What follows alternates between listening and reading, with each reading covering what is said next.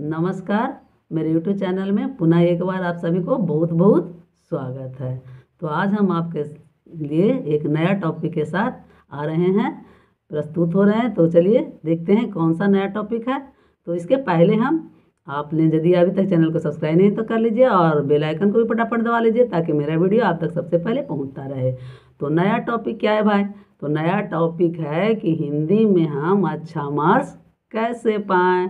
आप हिंदी में कैसे अच्छा मार्क्स पा सकते हैं, किस प्रोसेस से लिखें, क्या करें कि आपको हिंदी में अच्छा मार्क्स आए। तो उसके लिए हम आपको कुछ पॉइंट्स बताने जा रहे हैं कि क्या क्या करना चाहिए आपको ताकि आपको हिंदी में अच्छा मार्क्स आएगा। तो सबसे पहले तो आपको वो रूटीन बनाकर पढ़नी चाहिए। रूटीन फॉलो अवश्य करें, क्योंकि रूटीन फॉलो करने से क्या होगा कि सारे सब्जेक्ट को आप सही ढंग से पढ़ पाएंगे। कोई भी सब्जेक्ट को निगेटिव से में ना लें, जैसे एसएसटी हो, हिंदी हो, उसको निगेटिव वे में मत लें। बहुत सारे बच्चे होते हैं जो साइंस पर ज़्यादा ध्यान देते हैं, एसएस पर और हिंदी वगैरह पर नहीं ध्यान देते हैं। तो ऐसा नहीं करें, क्योंकि जिस प्रकार से हमारे शरीर में हम सारे अंग को बराबर ध्यान देते हैं, चाहे वो कम काम करने वाला हो या ज़्यादा काम करने वाला हो, सबका महत्व बराबर है। उसी प्रकार से आपको परीक्षा में अच्छा मार्क्स लाने के लिए सभी सब्जेक्ट पर बराबर टाइम देना बहुत ज़रूरी है। तो सबसे पहला पॉइंट क्या होगा कि आप रूटीन फॉलो करें, रूटीन बनाकर पढ़ाई करें। दूसरा पॉइंट होगा किसी भी दोहा, कविता, सवैया, पद, कहानी कुछ भी है उसको समझ कर पढ़ें, रट्टा ना मारें, समझ कर पढ़ें। समझ कर पढ़ने से सारा लिखाएगा। फिर तीसरा है अच्छे से समझने के बाद पाठ्य पुस्तक में जो भी क्वेश्चन दिया गया है, प्रश्नोत्तर दिया गया, उसको उसे अपने से करें और अपने से करके कॉपी पर लिख लें, ताकि उससे आपको क्या होगा, लिखने का प्रैक्टिस भी बढ़ेगा और आपका कॉन्फिडेंस भी बढ़ेगा कि हमें आता है, मैं लिख सकता हूँ। फिर उसके बाद शब्दों या वाक्यों की शुद्धता पर भी हिंदी में मार्क्स काटते हैं। तो इसके लिए आप डिक्टेशन अवश्य लिखें। डिक्टेशन कैसे लिखें भाई? तो आजकल सबकी मम्मी पढ़ी लिखी रहती हैं, तो मम्मी के पास बैठी है, मम्मी को कहिए कि मम्मी आप बोलो कुछ शब्द और मैं लिखता हूँ या लिखती हूँ। तो इस प्रकार से आपको डिक्टेशन लिखने से भी शब्दों की शुद्धता आएगी। तो उसके बाद व्याकरण में चले हम। व्याकरण में क्या होता है, व्याकरण पोर्शन भी बहुत इम्पोर्टेंस रखता है। तो व्याकरण में मेन रूप से अलंकार, रस, पदबंध, ये सब ज़्यादातर आप लोग को पूछते हैं। समास और संधि विच्छेद तो पूछता ही तो आप लोग 7-6 से पढ़ते आ रहे हैं।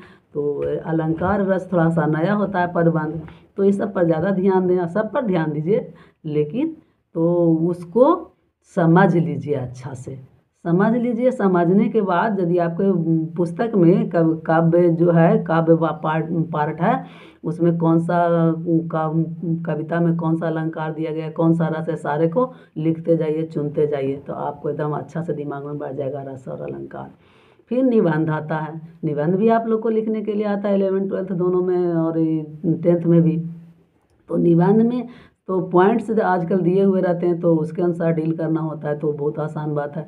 अगर पॉइंट नहीं दिया गया है तो आपको इन पॉइंटों पर डील करना चाहिए। सबसे पहले भूमिका क्या होता है, जो चीज़ है उसके बारे में बताइए। पहले परिभाषा है तो परिभाषा, चाहे कोई व्यक्ति हैं तो उनका जन्म कहाँ हुआ था, क्या वो कौन है, क्या करते थे, इस तरह से भूमिका, उनके बारे में कुछ बताइए।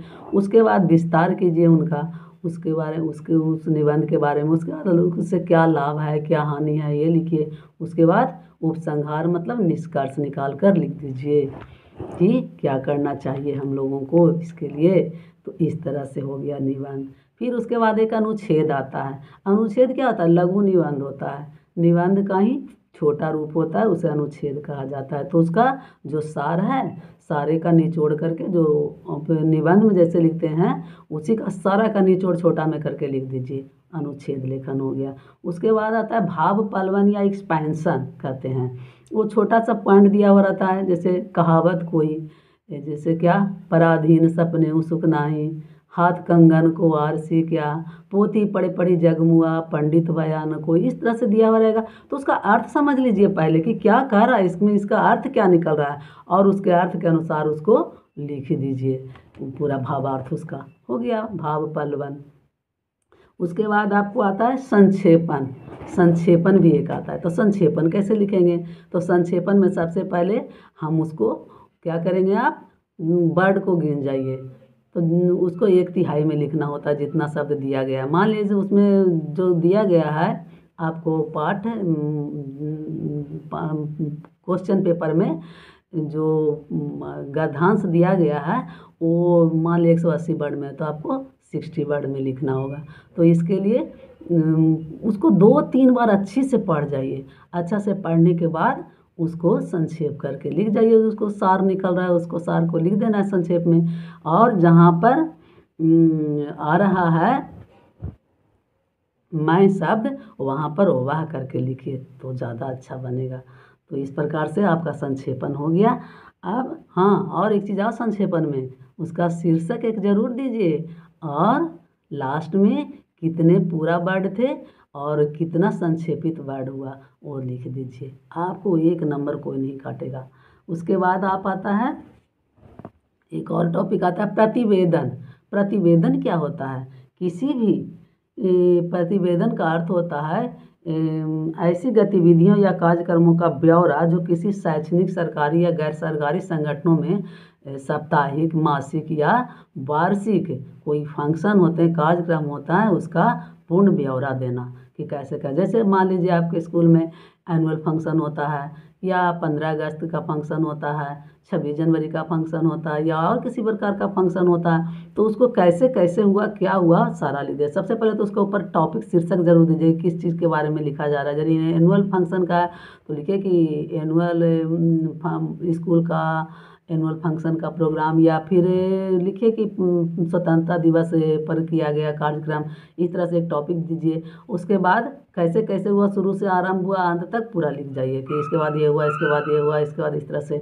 और लास्ट में सबसे नीचे जगह का तारीख दीजिए, अपना नाम दीजिए और जगह का नाम भी दे दीजिए। इसके बाद ये तो हो गया। मेरे दिमाग से इतना ही पॉइंट मेन रूप से होता होगा।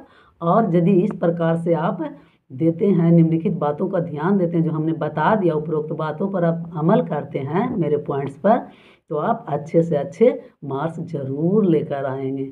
तो इसके लिए पुनः एक बार मैं फिर दोहराती हूँ कि रट्टा मारने से बचें, रट्टा मार कर ना पढ़ें, जो भी पढ़ें समझ कर पढ़ें और क्या करें, टेंशन फ्री रहें।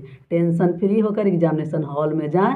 ऐसा यदि आप करते हैं तो आपको 90% से एवं मार्क्स लाने से कोई नहीं रोकेगा। तो गाइज चलिए अब हम विदा लेते हैं। अब इसके साथ हम दूसरे दिन दूसरे टॉपिक के साथ मिलेंगे। तो okay, bye bye, have a nice day dear.